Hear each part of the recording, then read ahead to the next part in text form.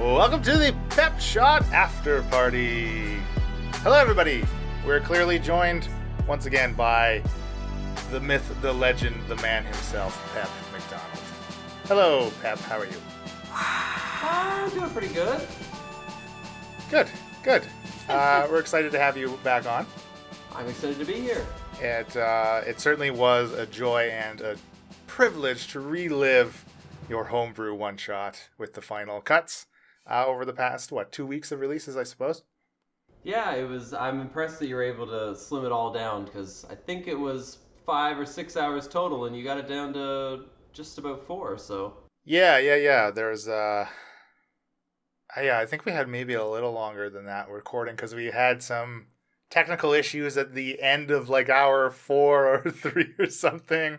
There's a part where, Elena's sound cut out. She couldn't hear anything or something.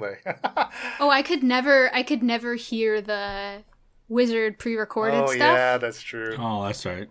Oh, so you got to actually hear it now. I did hear it, but what I had to do was mute my own mic and listen to it so you guys didn't get the echo and all that. Oh, yeah. Right, yeah. Yeah, there was a weird so thing. I couldn't talk over someone else talking. It was weird. It was good. I quite enjoyed putting them together, though. It was a lot of fun reliving. There were a lot of moments where I cackled out loud. That's a COL, not instead of an LOL. I was definitely most impressed by the squishing part, the part with the room that was collapsing. You edited that together really well. Oh, good. I remember there was a moment where I think the recording said something like there was about 30 seconds left, and then there's probably about another 3.5 or 4 minutes of actions that happened. Right. So it's so much for 30 seconds, but it's really hard to do that when you're trying to record. True, and it's your action doesn't take as long as you describe it does too, right? Yeah. Kind of thing. So you can take an hour and a half to play out 30 seconds of combat. Oh yeah. Combat's so bad for that. Yeah, you have totally. this combat and they'll be like, oh, I think our party needs a rest. We just fought for hours, and it's that was 2 minutes. Absolutely, yeah. Yeah. Well, I mean, it was difficult when the room was squishing because in real time you're I'm not stopping the recording because that's how long it is. So we're how are we going to do this? Leland had his work cut out for him. Yeah. Because we had to talk and it was just... I'm actually curious, Leland. I noticed a couple times where it felt like somebody was saying something that they didn't actually say in the one shot. Did you have to fill in anything, or was I just forgetting parts? No, not at all, no. Oh. We don't do that. Whatever. I mean, I do it. I only do it 3 times an episode to make myself sound better, but for the rest of them, no. Those idiots sound as dumb as they normally do. So. Yeah, during Leland's exposition, if he stutters, I mean, he re-records it. I have to redo the whole... If it's 5 minutes and I stutter for once, I have to redo that whole thing. Yeah. Oh, jeez. Someone has to sound like they know what they're doing. Should we break down our characters a little bit? Yeah, I think that's a good idea. We could talk about our characters. Yeah. I actually would like to get Pep's impression on our group and the decision our decision to play a party of 5 druids specifically. Well, first, I am going to call out that Emma is watching us here on Twitch and said she just popped in because she wanted to say goodnight and for us to have fun. And I mostly wanted to call that out because Emma and a few others helped me test this before I played it with your group. Yes, yeah, that was something that we wanted to touch on, absolutely. Yeah, and so I really appreciated that. And they, unlike you, played a well-balanced breakfast. That's awesome. Yeah, well, I also heard that they just darted through the room that shot arrows and fire at you, so they just took the damage and didn't figure out the puzzle, so... Which is one fun. way to go about it. Yeah, that's always a solution. I've had that happen in D&D before, where there's some sort of a puzzle, and they said, we're just going to run through the hall and hope for the best. And they took the damage, and they survived, and we carried on, so... Kenpo's character died, eh? Yes. He's in the chat saying he died. Yes. Oh, really? The ooze was not quite so friendly. So, remember, John, what happened with you? Sorry, we're getting off topic, but... Do you remember how when you ran in and you ran into the ooze essentially and you kind of broke out and went on your own way? Yeah. He wasn't so lucky. So he basically sat in the room alone and kind of like mostly died until people eventually came in to save him. Wow. And by the time they tried to save him, it was too late. And he was the cleric. So There you go. so the mindless ooze was the smartest enemy the entire time. It took the cleric out first. It was perfect. Oh, Emma says she was the only one who survived. Just got stuck in the pit. Oh, no. Oh, right. Yeah, the ooze was on top of it, and she couldn't get out. I remember that. Oh no! And That's the that was Jessica's first D&D experience ever. Kempo says he kept failing all his strength checks. Oh man, that's so brutal. I thought That's we so handled that cube terribly. Man, we were Yeah. experts compared to this lot before us. We passed all their bodies, obviously, on the way through the dungeon. They had a party of 3 as well, which was interesting. They, Okay, yeah. Yeah, they had a bit of a tougher time. To answer your question from way far back, though, the whole playing all druids was interesting because you approached me at first, and I don't remember exactly how it happened, but you said something about you want to do a one-shot, and then you said, but all of us want to play druids, so we want to know if that's okay. And I'm like, I guess so. As long as you all played the different circles so that it's a little bit unique and different, then I don't care. Because if you were all just like the default really good at transforming into animals druids, for example, it would be kind of boring. You'd probably all just be kind of doing the same thing, so... What, transform into animals? I don't think any of us remembered that. You would have had 5 the giant end. goats on your hand is what would have happened. Had a whole bunch of goats. Oh my goodness. I had totally forgotten about that until I listened to them back, and I was dying listening to Well, and Leland. then like Leland's like, we could turn into a spider. It's fine. We can get through a locked door. It's like, Hydratia duh. was very like, what do you? Come on, don't be stupid. Look, we're Drew. Come on, guys, we're druids.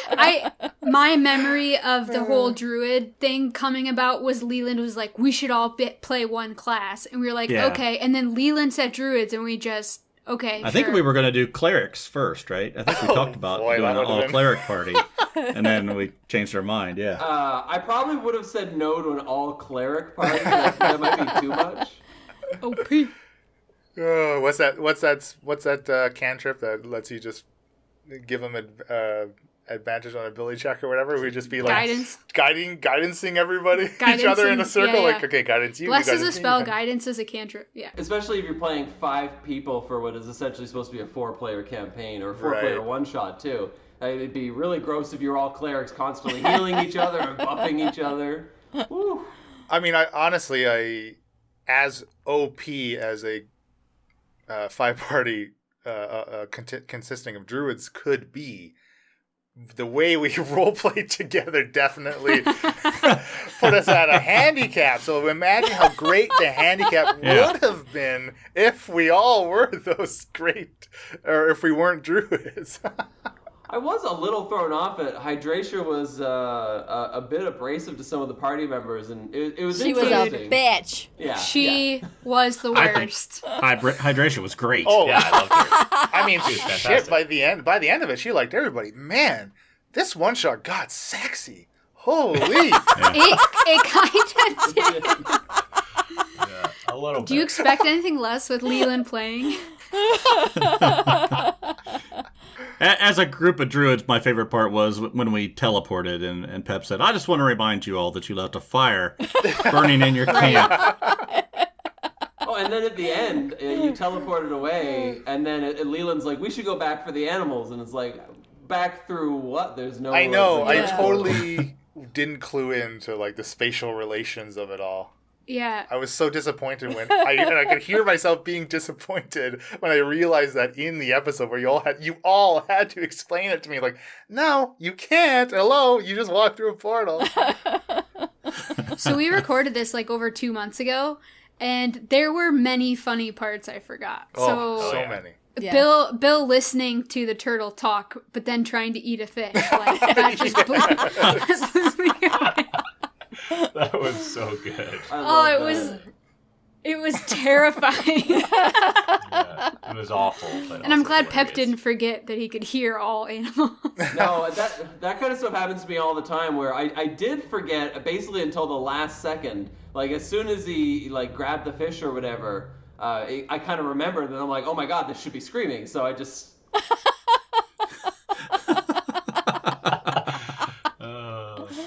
he say what was like a couple months away from retirement? Oh yeah, yeah. Oh, yeah. And then the carrot just retired yesterday. Oh, man. So there was That's so yeah, our characters, I don't know. I went into it thinking maybe we'd all get along because he had put us as knowing each other for a while and being a party for a while. But yeah, True. Hydratia was the worst. I think we were at that part where, like, you first meet up, everybody loves each other, and then you start discovering everybody's little annoyances. Yeah. Yeah. And you We start were to on get on each vacation other's together nerves, and you're like, for a okay, little I need too a long. break from you all. Yeah. I don't understand what you mean at all. I love you guys so much. I imagine it too as you're all druids, so you're probably used to a lot of being out in nature and being out in the open. So all 5 of you kind of crammed into like a 20 by 20 room over and over. I feel like you probably got a little more up close and personal to each other than you wanted. Maybe True. Hydration started to realize Right. how some of you smelled and just was not happy Yeah. anymore. I mean, usually she smells as sweet as the flowing ocean. Salty. Salty. Real Salty salty. is what you're saying. Yeah, Salty. exactly. So savage. That's a good description. Actually, one of my favorite lines was Bill's, the very, very end, where it's like, while she quenches my thirst, she still leaves me thirsty. Thirsty. Thirsty. Yeah.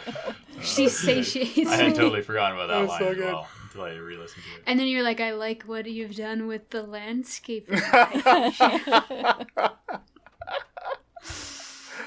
Oh, Oh, man. Yeah. Hydratia had quite a few proverbs or sayings. Yeah, had you? She did. Were those on the spot, Leland, or did you thought of some of them? I think before? that actually was a question that we had from Brett, wasn't it? Oh, Yeah, Britt I asked. did Yeah. right before we played. I was like, oh, wait a second. I should have maybe some weird things to say. And I did have some pre-written. So no, I definitely did not come up with those on the spot. I was wondering, some of they sounded so wise, and I like because it's like water flows best when love is involved or whatever. I can't think of what they were. Well, the erosion when it was like, water always finds a way. She's such a fucking tight ass. is what You she is. can live for a week without food, but only days without water. It's like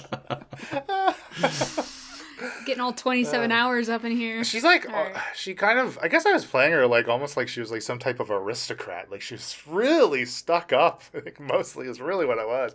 But then as soon as like she's out of like the public eye, doesn't have to be the face for her family, she, can maybe get a little kinky, I guess. Turn into a giant goat, have some people Yeah. ride around on her, understatement of the year. no kink shaming. Yeah, when you have to be proper all the time and you got to cut loose, That's right. right? Finally, we get out of the wild and into a dungeon. Woo, boy.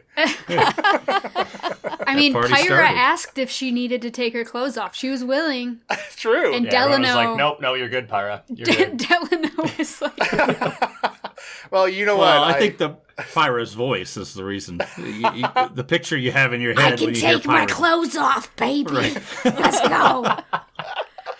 Let's strip down and get dirty. Oh man, Hydracia's convinced that she got the party through that dungeon by removing clothes. She heeded the advice that was written on the ground from the wizard, and she saved the party using her body.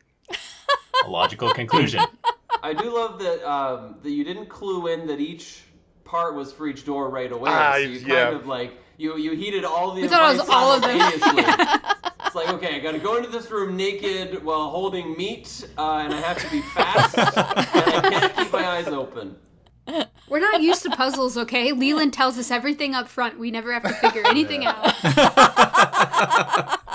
Well, that's something I kind of wanted to mention too. Is this was weird. I've DM'd quite a bit, but I've never DM'd for something like a podcast. So I remember in the first puzzle, we got about halfway through, and I think the line ended up in the actual podcast, where it's like such quality podcast content when they're like, I'll step onto Yes. the blue square, I'll step onto the Yes. purple square, and it was just that for like Yeah. 3 minutes straight. And it's so like puzzles are fun, but yeah, maybe it's something that doesn't translate as well into podcast content, or at the very least, maybe it's something that as a DM you might need to be a little bit more descriptive and have more word-based puzzles, or more description involved in the puzzles. I think what you did was fine. I think when we got to the point where, like you said, okay, unless you do something really stupid, I'm just going to move it along, right? Yeah, so I think once you get past that key point of the puzzle and everybody's like, oh, that's cool, I get it now. Yeah, then just move along. I think it worked out well. Some of it, yeah. Yeah. Well, and Emily, like, figuring out the potions by herself in her own head, that was cool. Actually, I wanted to ask, did that happen on mic, or did you record that in post, Emily? I recorded it in post. Oh, okay. Lie to me, Leland. She's an actress. That was the only thing. Yeah. Oh, It sounded really good. I did completely lie to your face. Thanks, Emily, for... Oh, my God. Obviously, that's what you were referring to, then. It was, yeah, because Okay. I do remember Emily talked a little bit about doing it, but I don't remember being quite that in-depth. And so, Yeah. while you were resting, Emily had the little breaks where she was doing the potion speech, and I'm like, I don't remember it quite like that, so... Yes, my apologies. I completely just lied to your face. Yeah, because actually, like, a lot of the actual figuring out, we had some discussion off mic in between. You know, as we were recording, taking a break and sorting out technical difficulties, and then Emily recorded it for me, and I was able to slice it up and kind of, again, similar to, I hope it sounded like it was very clear that it was kind of almost like cutting back to Kaista on the bench. We don't know. Looking through these potions. Yeah. Nobody knows. Who? Nobody knows. I mean, Are we gonna start getting into the names or what? Also, Super McDad wanted a shout out. What up? What up, Doe? I think actually what he said is he'd be all right if he never heard Pyra's voice and the goat again. Oh. He also said Leland was a pain in the ass, and I don't know what he means by was. Right. Was, is, will Continues. continue to be. Shots fired. this feels like continual character Shots fired. assassination. Every time we get on mic with a lot of you. So if you're new to the Incorrigible podcast, they really enjoy ribbing on each other. Yes. It does come naturally, yeah. It's our love language. I really enjoyed playing a different character voice, though. I need to do is this the liked only your voice voice. I got? I don't know. I This really might liked be your it. voice. What's your inspiration for your voice? An old smoker lady from the Jersey Shore. I don't know. Somebody you know? It's my No. mom.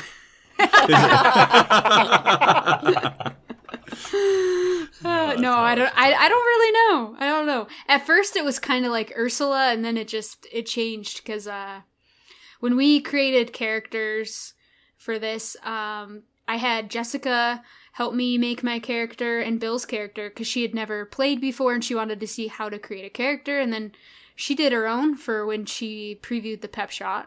I think she was a ranger. Ranger, yeah. There's a ranger, Yeah, I a don't cleric, remember. and a rogue, I believe. Or was Emma a bard? I don't know. Maybe What does Emma usually maybe do? a bard. Maybe she was a rogue. I did. I did run it with another group, kind of locally as well, and they had a bit of an easier time. They were very experienced D&D players, though. So one of them basically breezed through every puzzle like it was silly putty.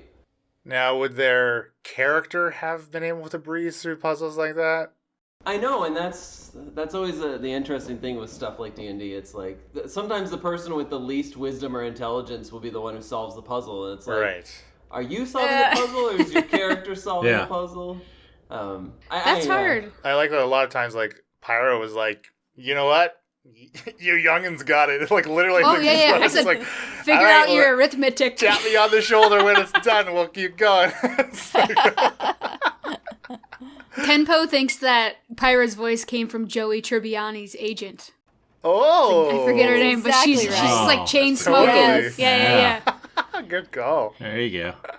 It's a job, Joey. What else do you Pyra backing out of not doing the puzzles was funny too, because I remember later, I don't remember why we needed to find out what people's intelligence was, but everyone's like, oh, 10, 10, 11, and then Elena's like, oh, mine's 16. Like, why were you solving the puzzles? I rolled really well. I don't know. My character was pretty good. I like Pyra a lot. I would love to play her again. I like all my little one-shot characters so far. Pam! You tend to have really good luck when it comes to rolling up characters. Yeah, Yeah. you do. Your Yeah. stats are always really good. Mia is pretty intense. But yeah, I don't know. I think Super McDad is throwing more shots here, Elena. He It's says hard to roleplay. roleplay being more intelligent or wise than you actually are. Oh, I thought I was your favorite. His favorite Dang it, Dave.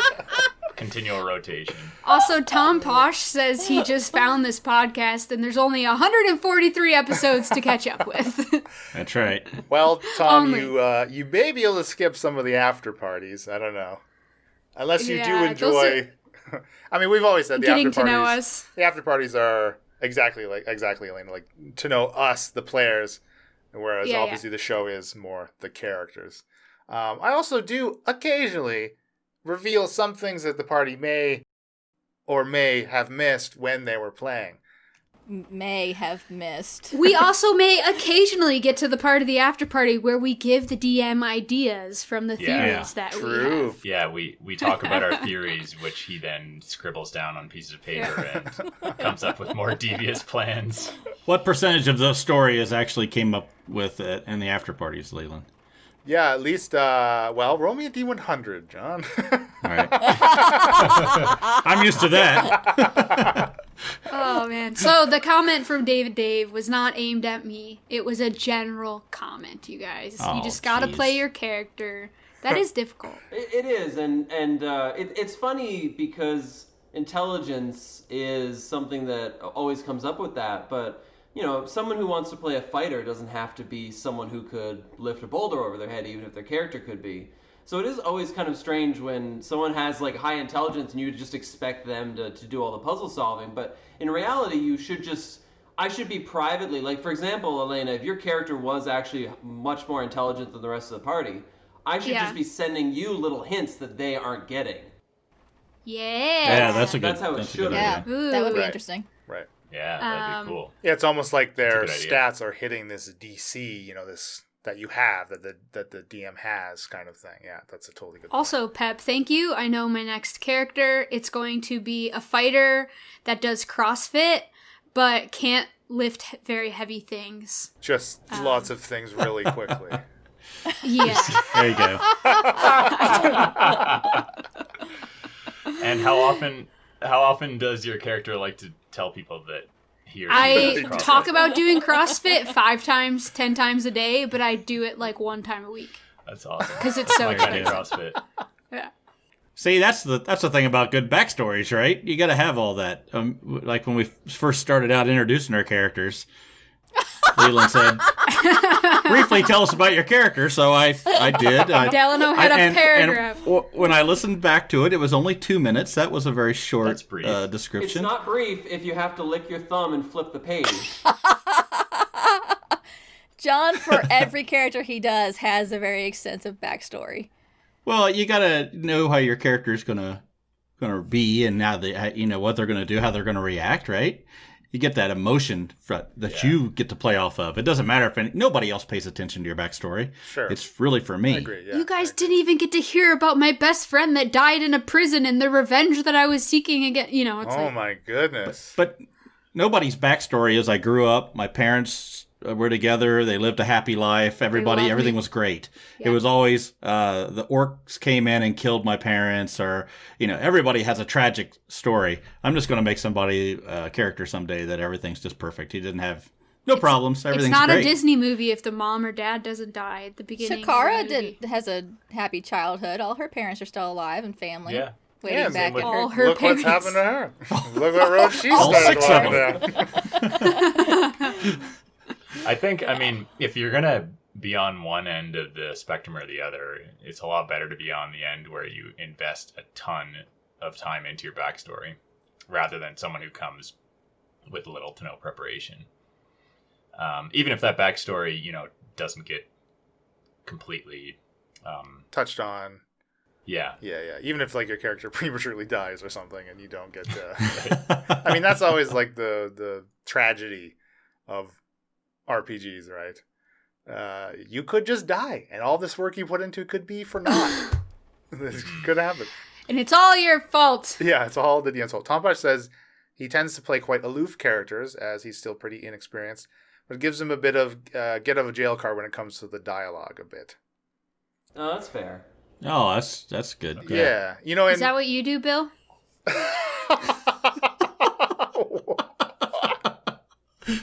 I'm just kidding. You did a really good job with Booch, okay? That was like your Booch is best cool. role play. Booch, everyone likes Booch was your best role Booch play, was I awesome. think. Like, I had really good inspiration to draw from for him because he's based off a real person. So Right. Well, I I think mean, that helped a lot. that's a key tip that you'll find in a lot of like, you know, tips on making a character, like base them around Steel. an already steel character, exactly. Steel character. my CrossFit character will be based off Leland Steele. Oh, that's a good last name for someone who does CrossFit, for sure. That is, yeah. It's funny too. After playing with Booch as a character, it inspired me that I want to make a drunken monk Tortle, who like brews his own beer in his shell. Like he has his own little keg that he brews. Yeah. Ooh. I think that'd be That's fun. sweet. Plus, I like the idea of a monk who's like you're supposed to be dexterous, but you're actually this like big lumbering turtle that sloshes around. Yeah. Well, and it's funny. Booch inspired my character and my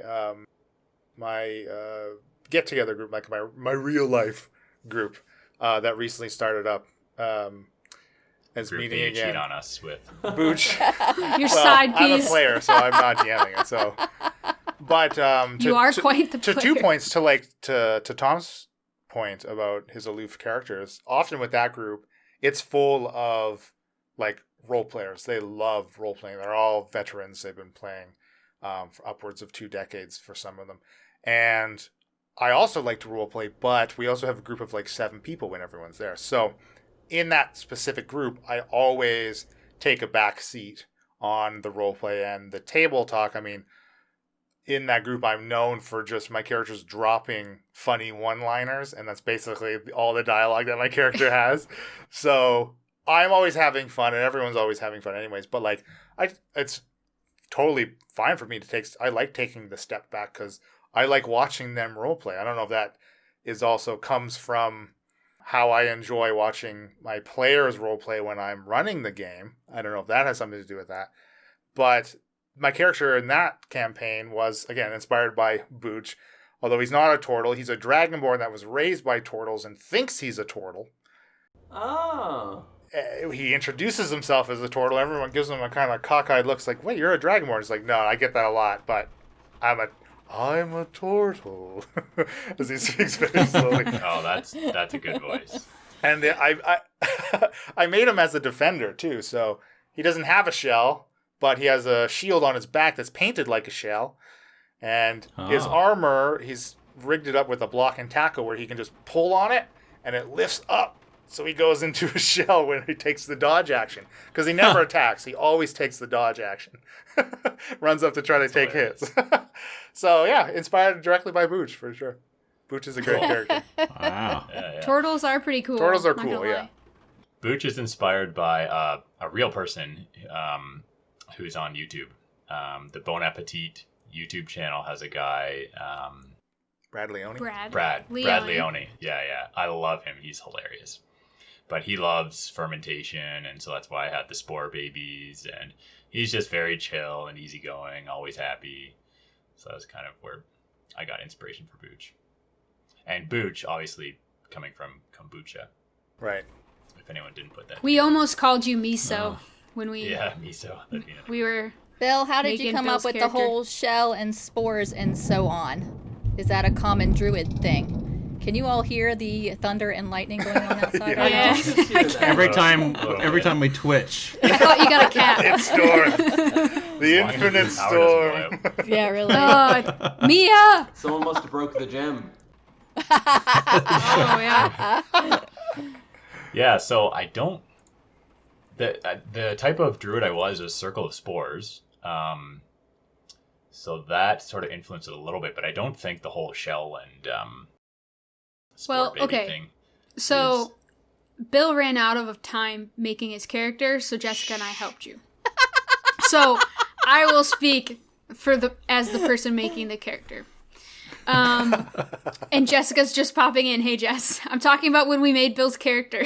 That didn't happen. That didn't happen. So Brad Leone is known for, like, it's his TV show on YouTube's called It's Alive, because he does stuff where it's alive, like fermenting, aging, that type of things, yeast, like stuff that's alive. So Circle of Spores fit well. And then he has a fermentation station in the kitchen that he works in, where it's like all these bottles of kombucha and like cured egg yolks and dried jerky and whatever, right? So it just made sense to turn your shell That's into sweet, like sweet your little booch jerky. Oh, God, it goes down smooth. And he makes miso, so like miso was one of the name options, but we honestly thought everyone would say miso horny like every 5 seconds. So It would have happened. Goodness. That's funny. I mean, I did not even, when you said miso the first time, I did not think of that. Yeah. miso horny. Okay, so We would never take something and beat it into the ground. I was pretty close to calling revive I was pretty close to calling you DiGiorno a few times, just because. Ooh, I would I have liked didn't. that. DiGiorno? Yeah. Yeah. Delano. Think of how sexy after the one shot could have been right from the beginning if we had miso instead of booch. Yeah.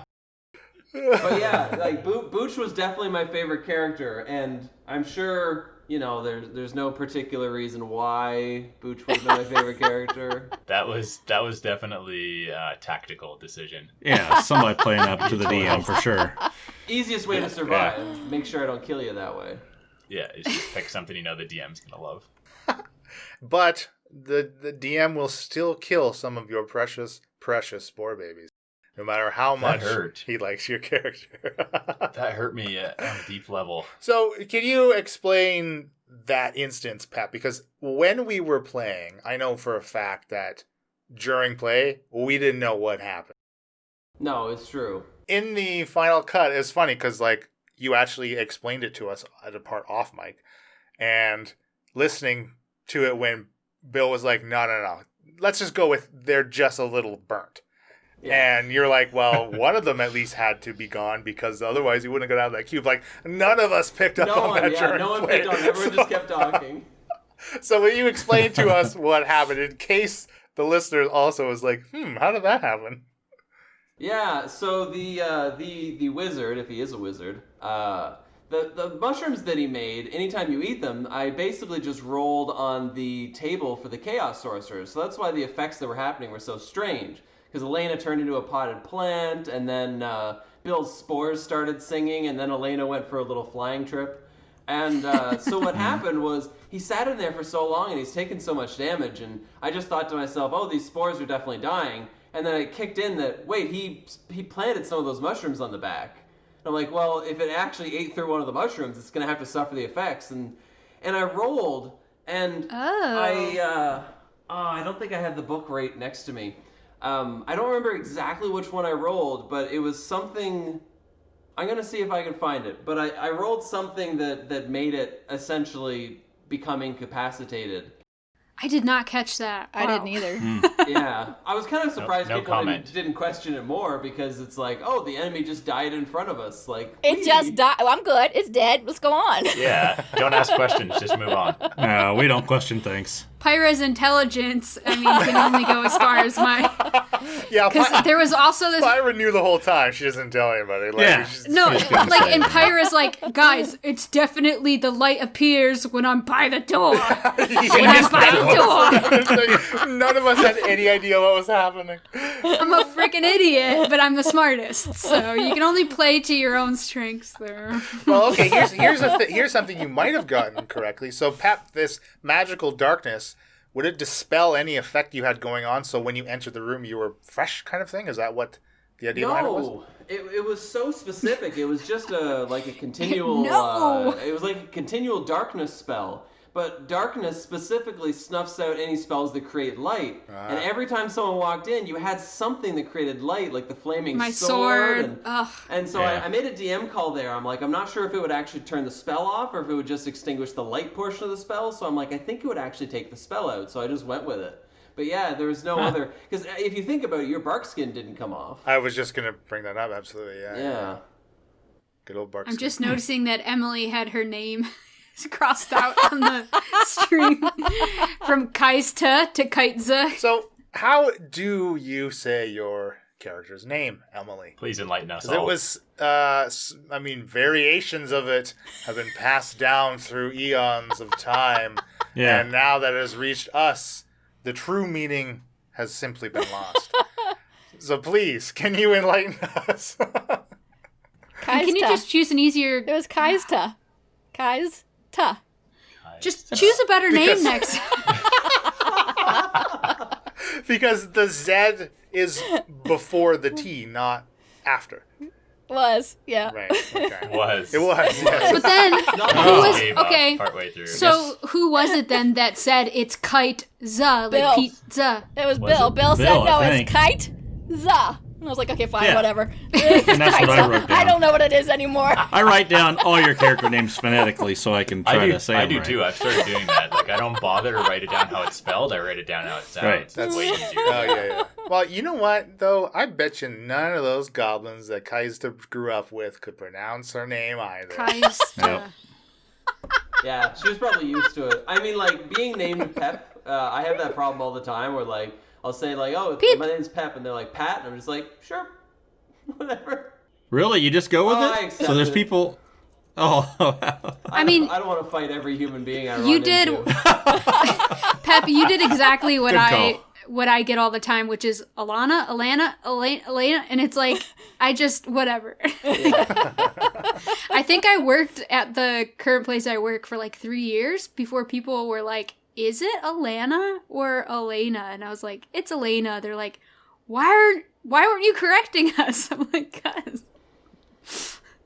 because I mean, Because they'll Yeah, say it not- wrong Sometimes it's like, the next day, what's even the after point? you correct them. Yeah. what's the point? What's the point? And then your Exactly. name's Bile? Is it Bile? Yes, but I also usually just give up on correcting people. probably a good call. That's why I call him William. Bill is just far too hard to remember. Yeah. La Land, Lalande. Lalande. My last name, and I could count on one hand the number of times someone has pronounced it correctly without. Yeah, so thanks for Yeah. giving me an easy last name, frick. So Sorry. now I'm Alana with a stupid last name. I don't like mispronouncing people's name though, so I remember when we did, because we had kind of a pre-one shot where I said your name wrong, Elena, because we hadn't talked in a while, and it like slipped away. It's all good. And you corrected me, so I wrote it down. I wrote it down phonetically on my notes, and then I lost the notes, and then I just kept. I'm surprised you're saying it really well now, so it's all good. Well, I remember now. Well, just because once I remember the lay part, it has lay in it. It's like Lena, and then it's just Yeah. it's just stuff. Yes. Just imagine there's a Y before the N. Sounds like PTSD from school teachers messing up, says Kenpo. And that is so true. Ken, you have no idea. I grew up, if his name is Ken. It's not Ken though, right? It's Ivan? It is. Am I Ivan, thinking of the yeah. right person? Okay, that's what I thought. Anyway, I grew up since first grade with an Alana, same exact spelling. Oh, man. So I was Yeah. Elena L my whole school life. It was, ugh. Well, you know, for the Didn't do you any favors. yeah, right. For the first year of the podcast, I called you Alanina Nana, and it was really Yeah, I embarrassing. remember that. La, la, na, Yeah. na, na. I didn't correct you either. No, but nobody 'cause corrected it me. That sounded was the cool. embarrassing part. Yeah. You know, it's fine. It's fine. My name's Mia. So I find it interesting that, like, we really talk about the kitesy thing, but I still don't know exactly how John's character is pronounced. Delano? So it's Delano. Delano. Delano listening Like Roosevelt. back, Roosevelt. I heard it so many. I said it, I think, 3 or 4 different ways as I was talking to you, and the same thing. You didn't correct me, so. It's not from the president. It actually is it means of the forest, I think, in French or something. I don't remember what it was. Oh, okay. I wanted to look up something Delano. that sort of went with the druid background, right? Right. That's good. So Delano and whatever. That's funny. I mean, I don't speak French, so maybe I'm saying it wrong. Yeah. Could be. It's all French to me. You would think hydratia should be hard to remember too, but for some reason hydratia We just... kept saying hydrangea. Hydrangea. Yeah, I messed that one up several Druid, times. Plants, water. I don't know. No wonder she hates you. Yeah, being Only together for Delano a year, said the traveling damn name, around. right? I mean, Yeah. I think all my one-shot characters now have to have a P for their first name. Pyra, Pam. Oh boy. I mean, you guys, any Patreons? Well, there was Patreons. It's not with a P. Speaking of their characters, like Delano often sounded like Shaft, and Hydratia often sounded like Isabella Good. I thought Delano sounded more Delano like sounded Drudge. like yes, Delano Drudge. Drudge. No, Yeah. Drudge was That's who I was Bill's thinking of. character. Bud Drudge was Bill's. Oh, I think I had. what I was had your Killian. name? Or is No. it Killian. No, No, it was, you were McRibs. McRibs. McRibs. Yeah, That's you're what right. it was. You sound Yes. like McRibs from And it was the because it was. Clockwork I wanted one-shot, that. Yeah. That sort of that dark, quiet. It didn't say much, Right. but it has that deep And voice. for those that haven't listened, that was the one shot that Emily ran for us, which we are soon to revisit those characters. So stay tuned for that. Oh. That'll Yeah. be fun. Bam. Also, that's why it was so cool that More Games Please was talking about his mom's name. His mom's being birthday, Pam. yeah, Pam. I was- His mom's name Yeah. is Pam. I was like, yes, Pam. Such a mom name. All right. That's what I was going for. Well, I mean, we made it through Oh, well. your puzzles fairly unscathed, I guess. Although in that very first room, Delano took some massive poison damage getting those parchment, Yes. which we then didn't use. talk about not doing something stupid to get us all killed, and then he goes and gets the parchments and triggers 2 traps doing that. He did try to use that parchment though, and we didn't know because he was on Whisper with True, Pep. that's right. Yeah, he did. Oh, yeah. Delano did Like, attempt, but Don't come in here or whatever. yeah. What did But you of course, write? it was like in Pyro's pocket or whatever, right? Yeah, so you would have had to have thought, and I could have made it so the paper vibrated. That would have been funny, but Phantom I like that, yeah. She checks it and it's like, oh, Phantom vibrate. So why 2 scrolls, 1 pen, right? But 1 quill. No, I don't know if you were going for that joke or not, but He's going for it was unintentional, but I realized what I said right when Emily started really laughing. No, that wasn't what I was going wait. for. Emily why started- not a quill? Let me restate that. Wait, Here, Emily cut that didn't out in post, stop laughing. Leland. Cut that out. Cut that out. Cut that out. We're live, John. What I wanted. Yeah, I know. So why not 2 quills, Pep? Asking the real questions. well, I did point out to you Emily. you could essentially use anything. You were a monkey at the time, so you could have just wrote in your own poop if you wanted. Well, that's right. Well, You see the Oh, violet no. ship flying through the darkness with a little message. that's how you. Keep out. He just reaches around. That's how you send a strong message. In hindsight, I don't even know. I should have questioned more that how you were writing so competently while you were in ape form. Yeah. Like, I guess you still have the proper opposable thumbs and whatnot, but it'd be pretty messy You at the can- very least. Stick Yeah, your thumb yeah, up. yeah. Okay. All right. I think we had some pretty decent uses of our beast shape, though. Oh, yeah. I mean, most of us used it. I don't think Kaista used it. I did not. she? No, I didn't. I I would have been able to summon my lava monster. But I I wrote never in my did. notes. I think we broke Pep at one point because he's like, "Yeah, whatever, I don't care." You're big enough. I got this. Sure. It's the funny part of listening to it in separate episodes like that, because I did notice, especially in the last episode, that I very much had that, like, whatever, because it was late at night and I had to, like, rush some things a little bit, so whenever you did some things, it was like, sure. Like, Sure, it works. fine. Yeah, Well, whatever. yeah, I mean, it took us longer to deal with the cube room than it did with the other 3 rooms. Right. Yeah, the hallway. I think when we got there and Pep said, hey, there's some blocks that are missing, right? And we were like, Eh. who cares? Not very interested in looking in those holes. What's the point? I think her hydration and Delano went all the Yeah. way down to the other end of the Hydration. hall, Yeah, right? you didn't care. Personally, I love that. Anytime I can as a character when I'm playing, I'll try to do the same thing. If it's not something my character would be interested in, I don't Right. feign interest because the DM is being like, here's the thing. It's like, no, Yeah. Why would I be interested? I'll go and wait unless someone asks for my help, because, puzzles. If it's really important, you'll come up with some reason why we have to do it. Yeah. Right? But that wasn't important. I mean, it sort of was. That was kind of how you're supposed to get past the zombies, but whatever. The idea was that you would poison yourself, so you're not healthy meat anymore, and then the zombies would ignore you. But Oh, yes. You told us that, I think. Well, and John After. after the fact too had the idea. Well, we could have maybe thrown the meat smelling potions to try to lure Right. the zombies Yeah. with that as well. Yeah, I think we just completely forgot about them. Honestly, Yes, we did. The idea is to poison yourself when you go into that room and then use the health Healing potion potion when you come afterwards, back, right? Yeah, pretty much. Yeah. Mm. That's smart. That's Yeah. smarter than anything I'd Interessante. figure out, I'm sure. We typically don't use things that we find in campaigns to our Well, advantage. that's true, We yeah. may not even write them down most of We the time. also don't have to role play that we don't care about what Leland tells us. We just You don't just don't. care. We get really excited when we find things and then promptly forget about them. No, I'm just saying, like, even if Leland was trying to hint at us, we don't pick it up what he's laying down. no, that's why I half the need to time. inject NPCs that travel with you that can then reiterate things. Yeah. Right. and bring them back Exactly. around. Hey, Bada this boom, was bada bing. important. Pay attention to it now. I noticed this. Did you? Now that you Pay no mention mind it, to him. He's crazy. I've actively started asking NPCs for their opinion and strategy Yeah. tips in our main campaign. Throw us a bone here, man. Come on. I do that a lot too, and every once in a while, whoever's DMing will just be like, "The NPC it can't solve all the problems for you." But They'll why always be like, not? Right. what's your opinion on the situation that's going on?" And the DM's just like,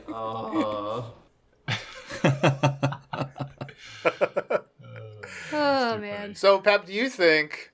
I mean, there were a few things that we didn't get to in this one shot, but do you think? And we could discuss them if you want to go over them. But do you think that even listening to the one shot, that maybe if a group was interested and maybe want you to run it for them, that they would still have a good time going through it, even though they've heard everything? Because that's kind of a weird thing with puzzle. It was less of like a traditional dungeon crawl, but like we were doing a dungeon crawl, right? Like kind of thing. Yeah. Mhm. It's hard.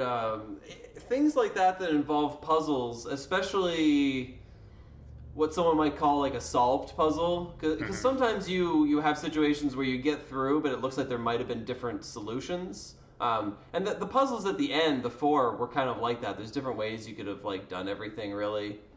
But yeah, I don't know. It's if someone were to have already listened, I feel like you wouldn't get much out of playing the campaign because you'd go in with so much pre-knowledge about how everything is, right? Yeah, Yeah. definitely.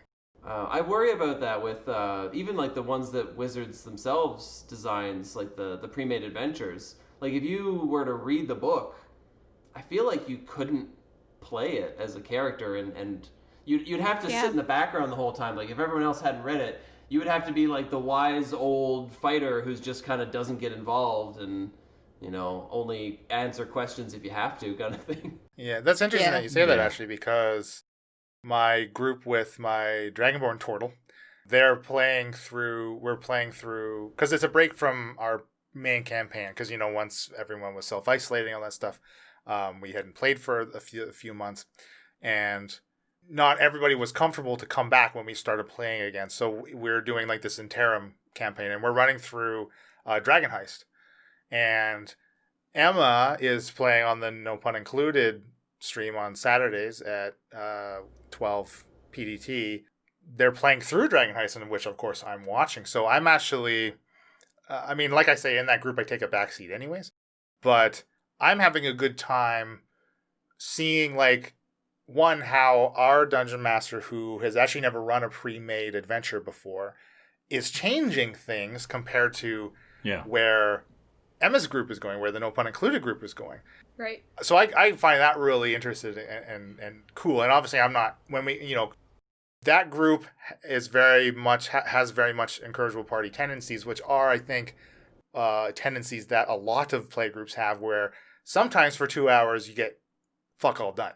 And so we're obviously progressing through the pre-written campaign at different paces than the No Pun Included crowd is. So it's interesting for me, like sometimes we're ahead and then I watch their stream and then they get ahead and then we play and we don't get anywhere near to where they finished on their last So, and I'm not spoiling anything for Emma at all, but I'm getting a lot of enjoyment out of like seeing the differences and one, how these two exact games are being run. And I don't feel like I'm missing out on anything, but I don't know. Maybe that's just me. I think, though, Yeah. And it is a different situation, right? Obviously, because your one-shot isn't meant to run players from level 1 to 5. Like this No, it's supposed specific, to be an evening kind of exactly, thing, yeah. right? Like the specific pre-written campaign is. So there are less branching pathway opportunities in a one-shot like yours kind of thing. There definitely was a little bit of branching, though, because like I did run it for technically 3 groups, including you. Mm-hmm. And so there were a couple key differences. One was the interaction with the turtle. Each group kind of did their own thing with the turtle. You kind of interacted and had like a nice day with him and then left him behind, which baffled me because when the first group with Emma and the rest of them, they like embraced the turtle a little bit more and actually like started like trying to talk to him and pull him out of the room and all that kind of stuff. And as soon as that happened, I thought, oh my gosh, this is exactly what the Incorrigible party of druids is going to do. This is going to be like their entire goal is going to be to free the animals from this dungeon. I would beg to offer the opinion that he said he likes his master, and I thought maybe we'd find him alive. We didn't know he was dead yet. That's true. So if I knew we were He could've ending just this been with bored. a murder mystery, We were gonna turtle nap the guy. But yeah, like there was. It is an interesting thing, Yeah, though. there was enemies in that room that were just waiting to attack you if you did some like bad things to the room, and you all were very nice and did your own thing. And I would say most DMs don't run the same thing over multiple times like Yeah. you got to do in this situation. So I'm wondering if it taints your view of the next parties after because you're painting that story, you're putting that story together and painting that picture your first run through, yeah, right? You kind of expect it at that point. So that's interesting because I don't think I've ever ran the same module, for a different group before. So that's a weird. Yeah, and it was like week after week too. I did like 1 week, then I did the second Yeah. week, and then I did your group. And the other main thing that changed was, or that I remember that was really interesting was the one group, my local group. They when they got to the part with the split, they kind of just all went in as a group and just brute forced everything. Like they just killed all the enemies in every room. But my favorite was when they went to the room with the rust monsters. They noticed that like it was not a good idea for them to go in, and so they backed out and like fireballed it from outside, and then just cleaned up whatever was left. And then they found that the key was made of wood. Oh no. It was just burnt to a cinder. Oh. That's awesome. And luckily, one of them was able to pick locks and was a thief, and so he figured out that he tried to pick the lock initially, but it was like because it was 4 separate keys, he could pick one lock, but then when we went to pick the next, it would relock the first one. But because there was only 1 key damaged, he was still able to pick one lock and turn the other 3, and it was fine. Yeah.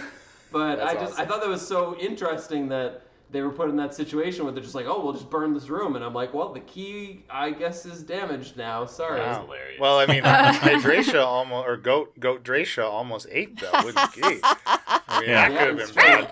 I don't think any of us could pick locks. you could kick it. You could burn it. Was there any way that we could have figured out who killed him, or was that's just moot point? No, that was.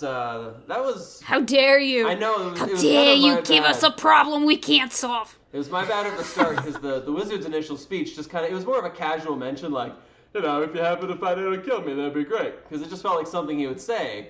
And then you really embraced that part when you found his body. You're like, let's find out who murdered him. And I'm like, I don't know who murdered him, and I don't know that I want to make up more adventure on the spot. Like, this is supposed to sound like the end, but it sounds like it's just the beginning now.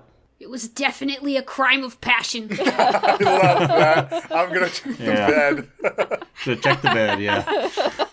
Been watching a little too much CSI. Yeah. We had a few questions, did we not? Yeah, you did. You sure did. You answered that one.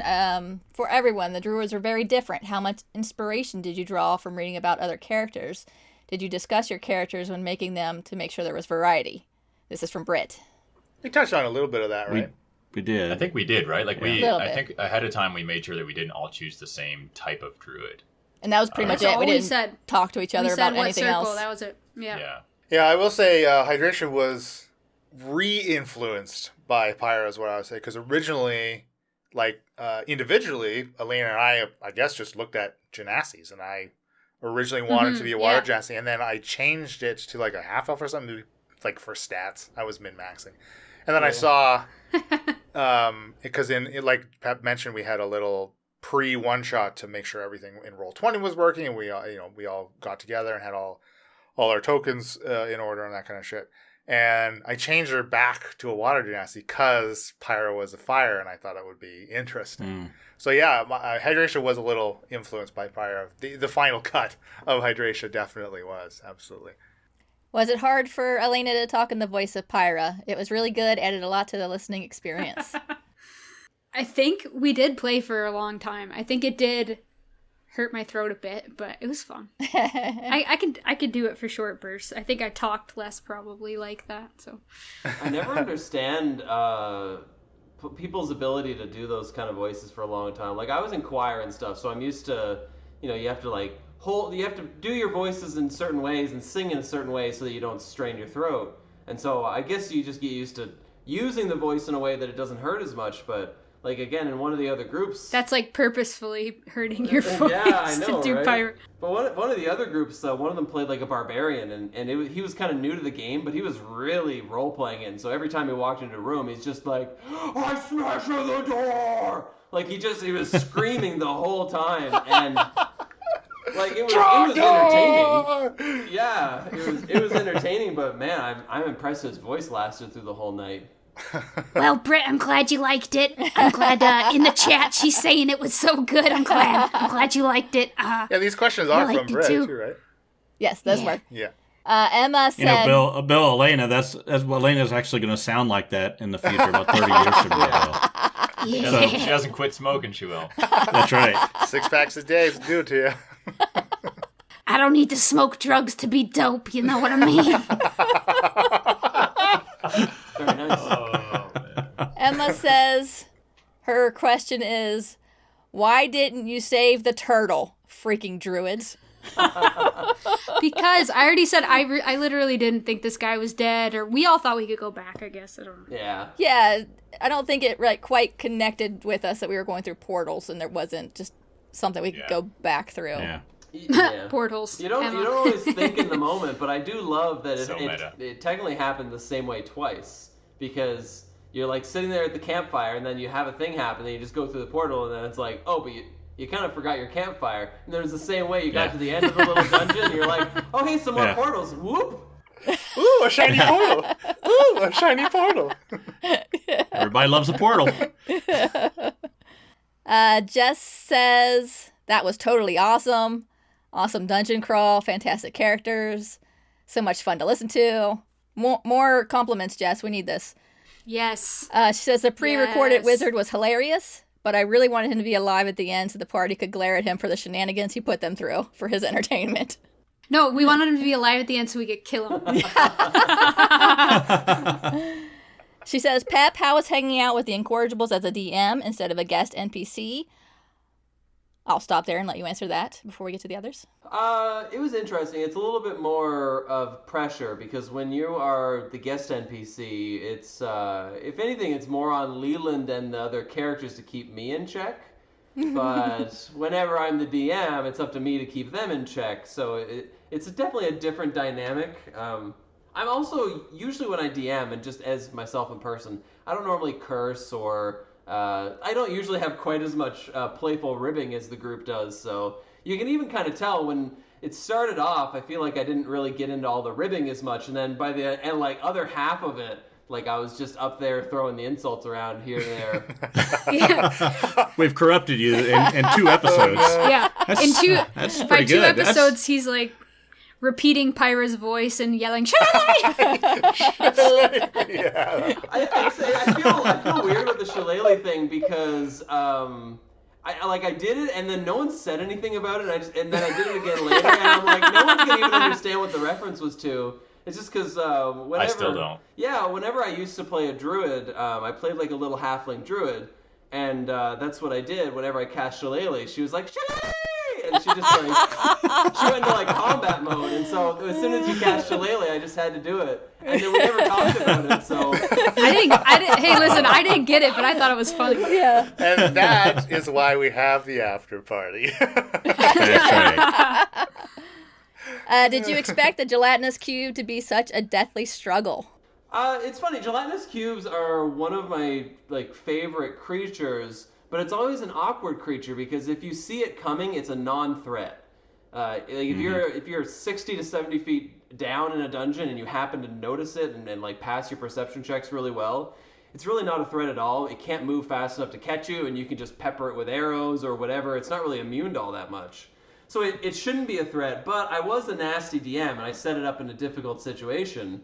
But the party did something specifically weird that made it bad, where I think it was Leland went in first. That's right. And so like Leland went in and triggered the trap, essentially, that the cube now knew something was in it and was starting to move.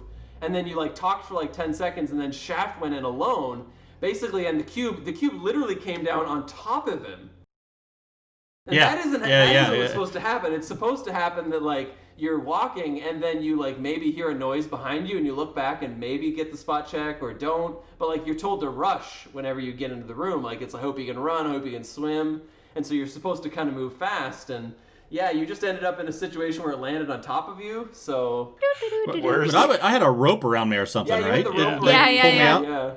Basically, worst possible case scenario. It comes in and has to land on top of his head. Yeah, Hydratia thought she needed a new best friend.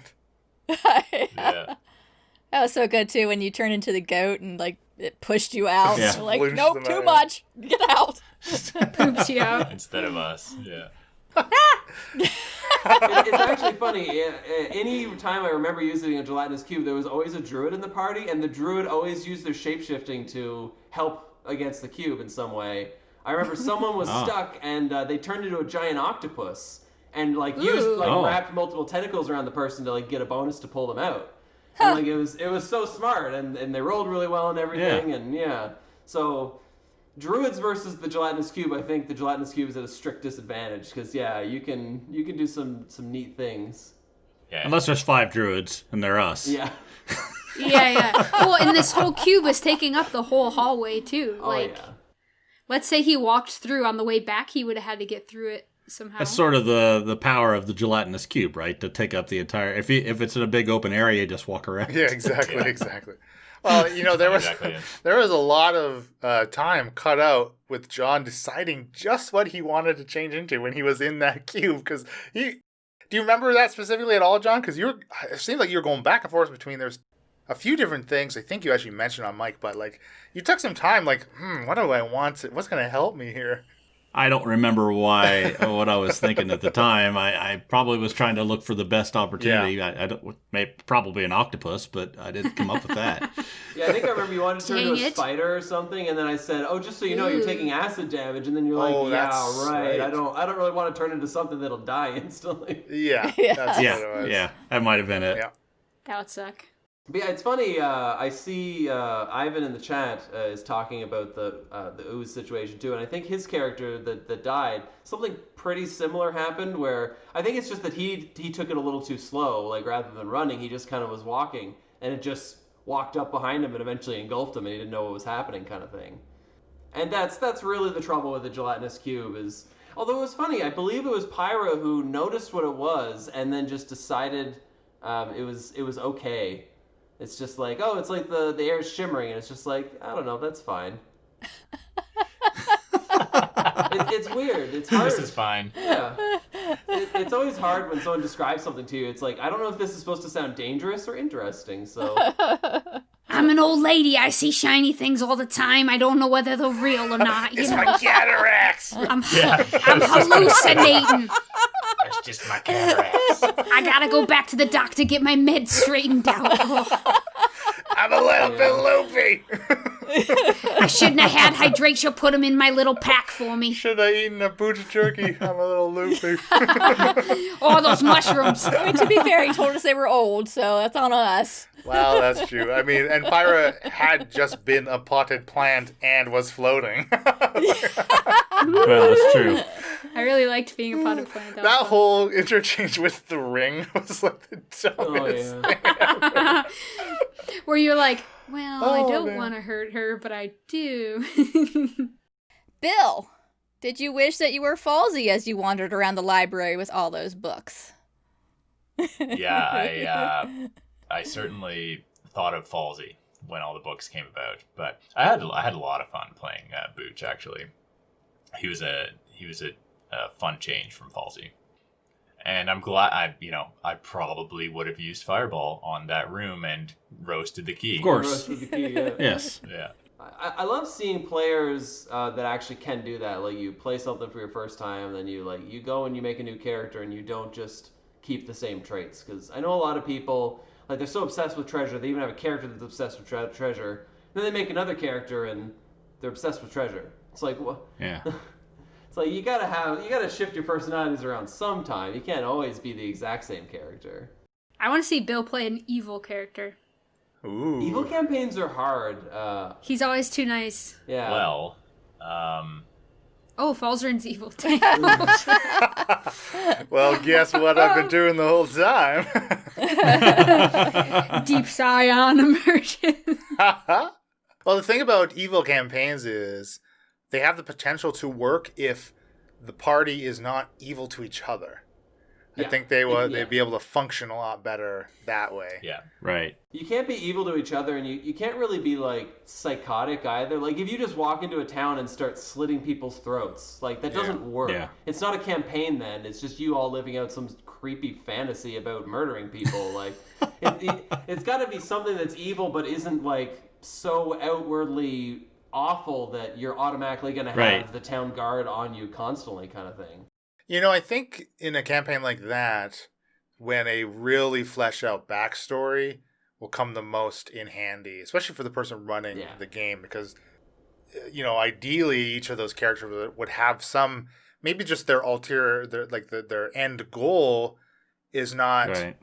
is something that is evil. And it doesn't have to be like evil as in kill everything in a certain city, but maybe evil, it's just perceived as not good.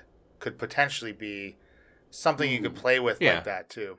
It's a motivation that other people don't find acceptable. Right. potentially, Absolutely. Right. Yeah, definitely. That's a tricky thing, yeah. Because, like, in real life, just like in D&D, if someone is, quote-unquote evil, usually they don't think of themselves as evil. And when you're playing a Exactly. campaign, it should be the same way. You should feel like whatever you're doing is good enough and that you're right enough that you're not going to be perceived as evil even if you are. So Justified or warranted. yeah, and there's always going to be exceptions. There should probably be one person in the party who is a little bit more on the, like, Joker style, and the other people have to keep him in check. But generally, if you're all playing that way, it's The same thing happens on the inverse. Is a good character believes their actions are justified and righteous, for lack of a better term, and you may have a lawful good character that may be too good for the party, and the Yeah. party Right. will have Oh, yeah. to convince them to make some concessions, kind of thing. Yeah. So, I mean, you can take a lot of the same things and apply, right? A lawful good character will get you in a lot more trouble than probably Than a a lawful chaotic evil, or for lawful sure. evil character. Lawful evil is a cool alignment, I think. It's interesting Yeah. because, again, it's like you have this set of beliefs and, this, code, but it's just not what everybody else would think would be a way to live their life, kind of thing. Well, it's like lawyers. Like I don't actually hate lawyers, but a lot of people would see lawyers as being like lawful evil. Their entire purpose is to do things within the law and to, like, follow a code, but at the same time, Yes. they're doing it for means that aren't necessarily good. Yeah, they could know that they're guilty, but that's not their Yeah, it's still their job, right? to get Prove the the person innocent. off of going to prison, even if they are guilty. Right. Right. Yeah. Yeah, I think if you're going to play either end of that spectrum, you can't be too rigid, or else it's going to hinder the fun of the other people at the table. I find alignment doesn't matter in a lot of cases. Like, for example, I'm sure each of you had an alignment, but I don't know what it was. and it didn't come up. It didn't really need to come up. Yeah, I think sometimes it's given a bit more emphasis than it deserves. I think it's like a backstory. It just tries to give you something to play off of to say, what would your character do in these types of situations? But you don't, it's just like everybody, you don't always do the right thing or the wrong thing all the time. Yeah, it's a roleplay aid, right? I mean, Hydracia's alignment is chaotic sexy. And very clearly, it influenced the way I roleplayed her, because, you know. Oh, I should have seen that coming.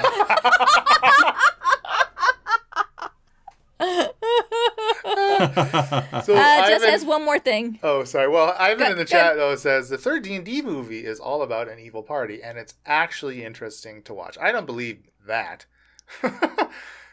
I didn't know there was a D&D movie.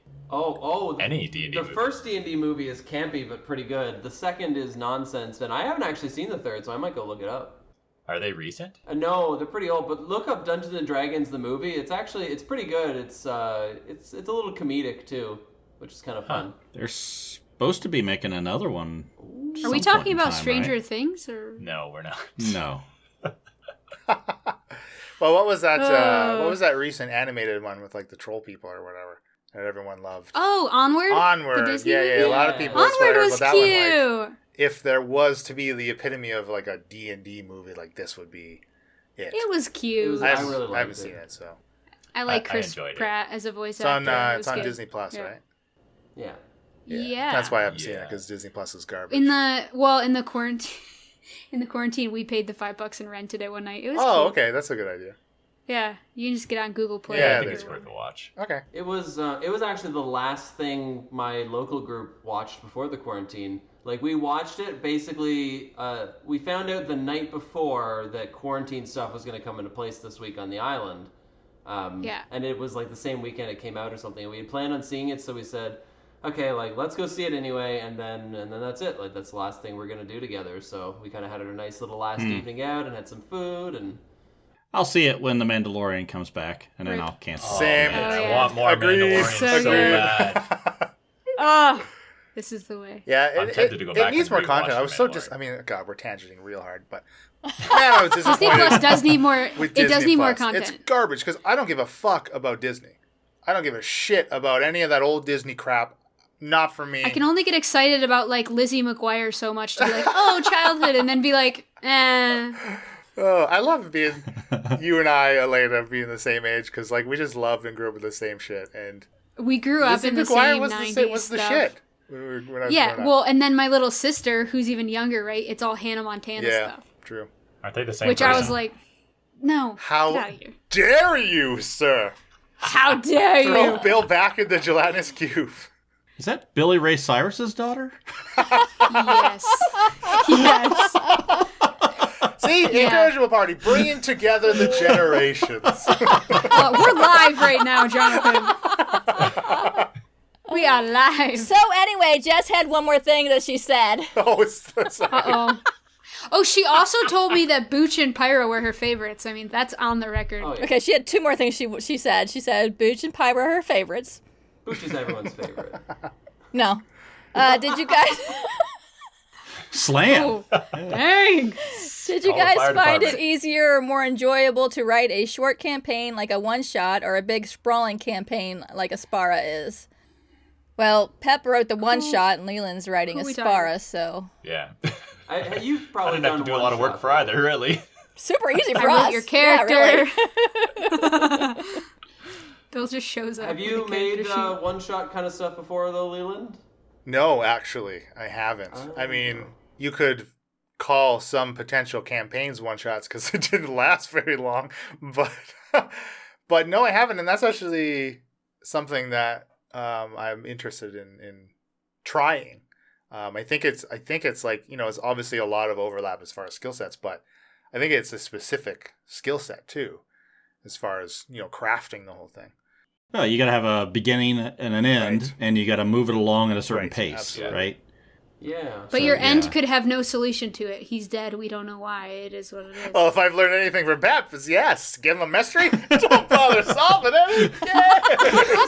It's just the end. The end is the end. It wouldn't have been as exciting if I just started off and said, "Hey, I'm dead. Come find me." True.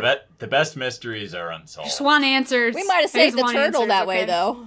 That's true. You probably would have saved Might the have. turtle. Well, it is always a cliffhanger too, because now that guy's out there, so you can use him for anything That's now, true. right?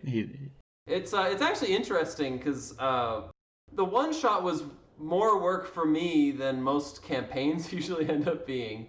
Because when I plan out a campaign, it's more like players are so everywhere. So I plan out kind of what's going to happen and who some of the major players are, but it's so character driven and what they decide to do that I plan almost none of that, and it's almost all just improv on the fly.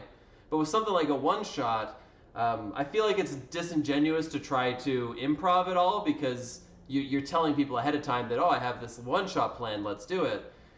You're kind of lying to them if you just come in and be like, oh, I have this one shot plan, and by that I mean you're going to show up with characters and I'm going to make stuff up on the fly. So yeah, I honestly put more work into this one shot than I put into a campaign that I've run over the course of a year. At least more front-loaded work. The campaign over the year, it takes time sometimes to develop a town they're going to walk into or all that. But generally, yeah, so much more you can make up on the fly. But when you custom make your own one-shot, I find there's not as much room. It's easier because it's harder because I put it in a dungeon, so you can't really go somewhere else and do different things. Right. But yeah, you have the freedom. You can make things up on the fly anyway. Sometimes if you did something, I could be like, it'd be more entertaining if the room did smush rather than stopped part way. I remember somebody asked me that actually after seeing the thing, whether it was actually going to crush you and I just decided to spare you.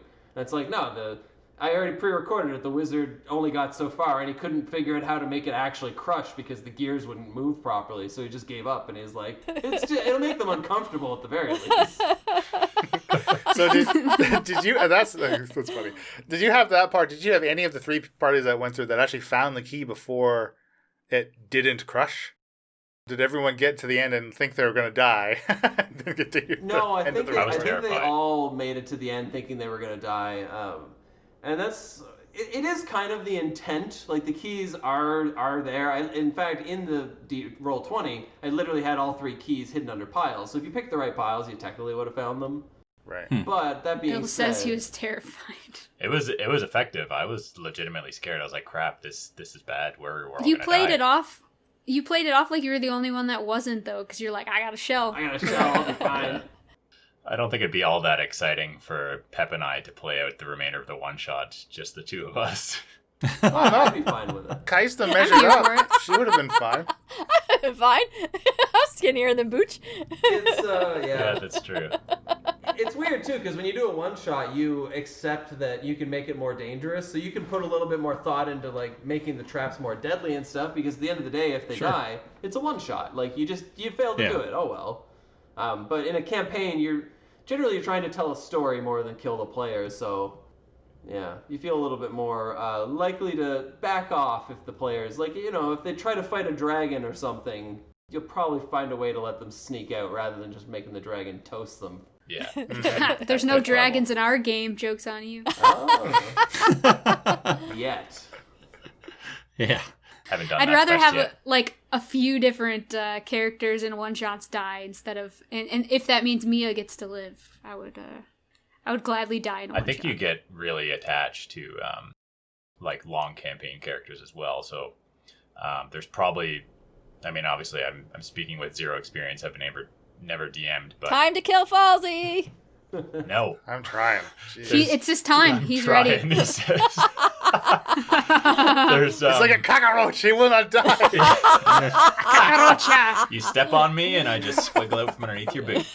Yeah, we just gotta rip off the scabula. Yeah, right. Every time you flick the lights on, falls and scurries off into some corner. But yeah, I think there's probably a bit more weight on the DM for like if a character's gonna die in a big long arcing campaign that's been going on for a year, you kind of want it to be sort of meaningful, right? And just not like, oh, you Fell off the cliff. slip. Yeah, make an Chicago drops you off make a an cliff. acrobatics check and you roll poorly and fall to your death. And it's like, oh, Yeah. Oh, Yeah. your The most teammate exciting. hits you and gives you 2 failed death saves. But the trick with a one shot That would is never happen. Yeah, is balancing the timing on killing the players too, right? I mean, if they're in a bad situation, it's like a board game, right? You play and somebody gets eliminated and you still have an hour to play, the other person's not going to have a lot of fun. But if you can, you usually ramp up the intensity on a one-shot. The closer you get to the end, the more likely are they're going to die in those situations. So, and you're always dealing with dice, so there's always luck. And the luck could that's right. Go in, I guess you could say the DM's favor, but could go the against DM mitigates that, right? We got a couple things from Mike. He messaged us twice, once in the middle of the releases and then once at the end. He said in the beginning that he's loving the Pepshot so far, so funny. He thinks the conflict between fire and water is hilarious. Pep's doing a great job as DM. He thinks the recordings of the wizard are interesting twists and was cracking up while driving when Pep first mentioned them before he got into the game. I wonder who those comments were aimed at. Oh yeah. I'm not going to play it again if you're talking. you were setting the ground rules. I wasn't aiming. You're lawful evil. I think all of us have our moments. That is some true. More than others. That is true. Some have a lot of moments. He does have a question for Pep. What were the items the party missed? For example, Bill and Elena left some sort of skull in the zombie room. Was this a magic item, and if so, what did it do? Or was it thrown into the description of the room just to make them curious, giving you a chance to attack them with zombies more? Yes, to both. It was a magic item, but it was also literally there just to tease. It's the same as the scrolls. The scrolls are there in that little dead spot so that you look at it and you think, that spot looks safe and there's an item there. I want to go get it. But it's only safe. It only looks safe because it's poison gas instead of, darts and fire and stuff. So it was the same in that. It's kind of that if you go for it, the zombies are going to have time to actually reach you and fight you if you decide to try to run through. So I definitely pointed it out in the moment just as a little like, are you sure you don't want to see what this little shiny skull is? But yeah, it was a magic item. It wasn't anything super excited. It was like you could cast Detect Magic once a day or something via using it. It was like a little eye kind of thing, but there wasn't anything else I don't think that the party missed. It's always a weird topic. I think when we finished the podcast, we had a quick little chat about some of the things that were part of it that maybe you didn't find. Like I remember playing a little extra little audio clip that you actually didn't hear, and I guess anyone listening to the podcast wouldn't have heard either. From like another room that you missed. Well, not really missed, but another room that you didn't visit. And so I always find it interesting because players sometimes will ask after they're done of a campaign or a session, they'll be like, hey, is there anything we missed? And so I always want to answer the same sarcastic thing as the DM, like, if I tell you, you'll just go get it, so I'm not telling you. Yeah. Because it's like, oh, we walked out of this cave, like, what did we miss? It's like, oh, you missed, like, a staff of power. It's like, oh, we're going to go back into the cave and get it then? It's like, oh, darn it. Not if you're portaled. Yeah. Yeah. If you can get back. But generally, I usually like to try to save ideas for later if I can. Like, if you miss something, I just pretend it never existed, and then the next time you're in a cave or whatever, I just stick that room on the end of the cave as a little bonus. So I always found it weird. I had a DM who would do the opposite. As soon as you were done, he would just go through, like, note by note. Oh, here's all the stuff you didn't get, and, like, here's what you should have done here, and here's what you should have done here, and it's like, oh my gosh. Yeah, that's sort of cruel. Yeah. Not even I would do that, yeah. Well, if that then influences your play though, so that you're playing like hours in a dungeon just Searching, like yeah. Which I don't want players doing either. Yeah. Mike finished saying the magic items you described at the end were pretty cool and interesting. Great job with the whole thing. Very entertaining. Thank you. I'm honestly. Thanks, Mike. Yeah, I'm impressed that Leland left that part of the end because. I think finding treasure and loot is interesting, but usually in a campaign it's interesting because you're going to get to use it. But in this case, I gave you the loot, but you didn't get to do anything with it, so it's neat. Well, the characters exist, right? And they can go anywhere. Who knows? That's true. They could make another appearance at some point. Yep. Yeah. Well, we had you on to trick you into letting the five of us play in your game, and two, to showcase some of your creativity, as you are a very creative person. You have a lot of creative pursuits. One thing I did want to ask you, maybe get your opinion on your functionality with like Roll20. So I know you actually made a video on your YouTube channel about it specifically too. Did you not? Yeah, just a quick little, this is some of the great stuff about it kind of thing. I really like it. I was really surprised when the pandemic started. At first, I didn't want to do anything role-playing wise because normally we would play in person. And then eventually, I think it was because you had asked me about the one-shot. And so when I started getting that set up and I opened up Roll20 and started playing around with it, the functionality was so easy.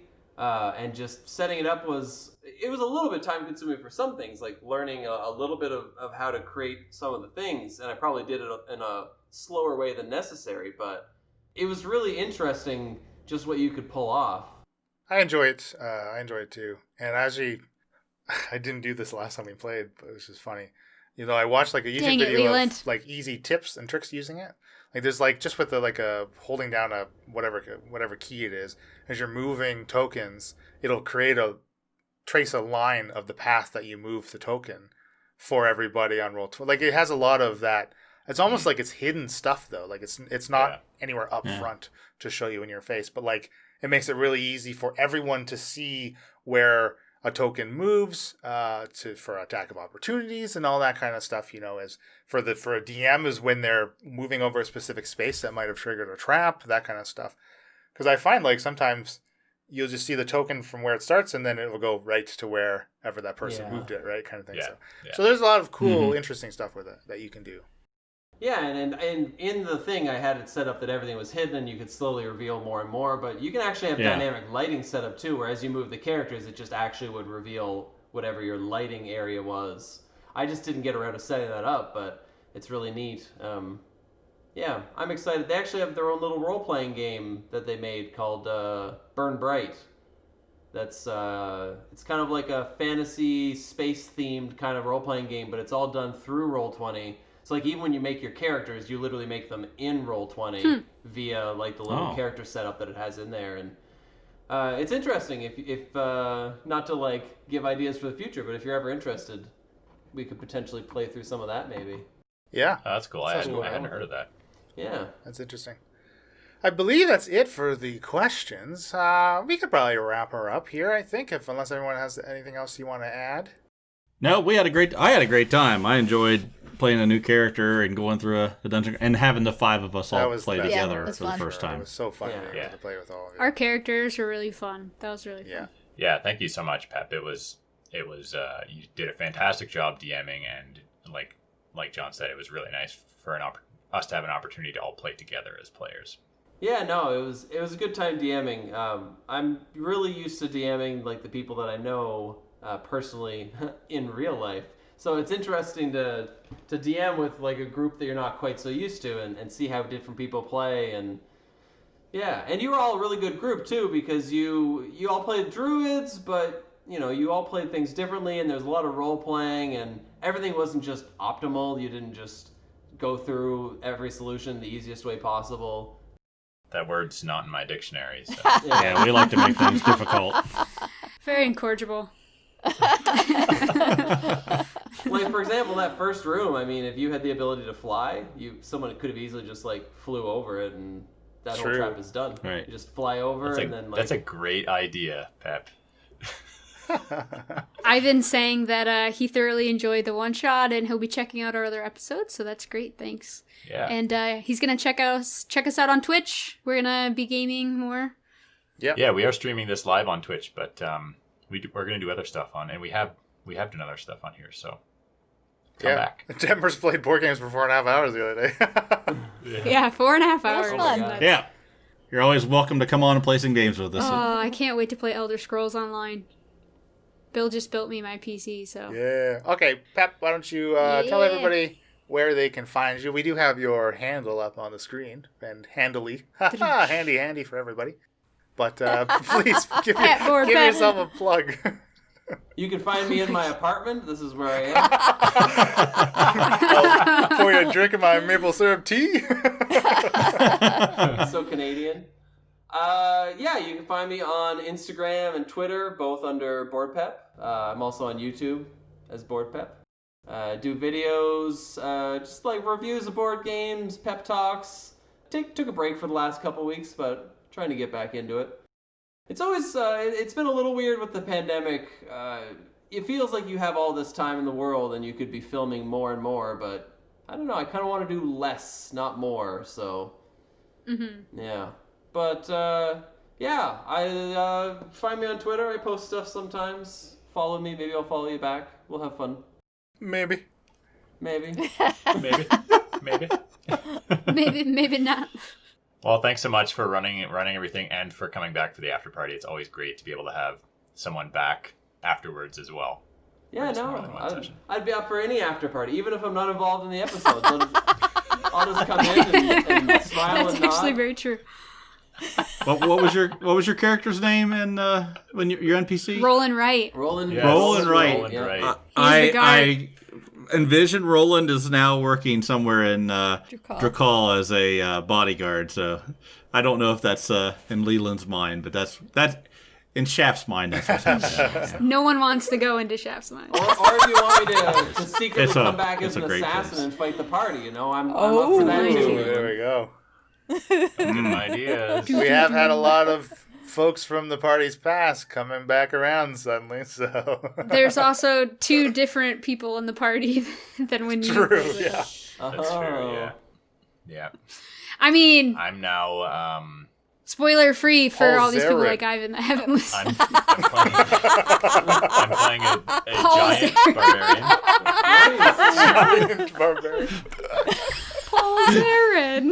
He's not the smartest, but he knows how to get things done. Oh, man. That is exactly so opposite good. of Falzard.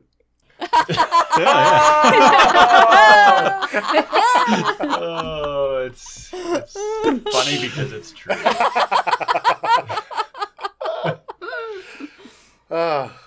Kick her off there, John. Let's sign off. Okay, I've been John Shaft and Delano. I've been Emily and Kitsa, whatever. Kaista. Who the hell My knows? name's Elaine and I played Pyra. And I've been Bill and Booch. I'm Leland Steele and the chaotic sexy hydration. And Happy adventure. And I'm Pep. Oh, I thought I was gonna get one. Oh, God, we can never Nailed get it. this right. All right, do the Nailed happy it. adventure, Pep. And I've been Pep the DM. And Narth the I messed my voice up there. And Narth the Wizard. Happy adventure and Incorrigibles.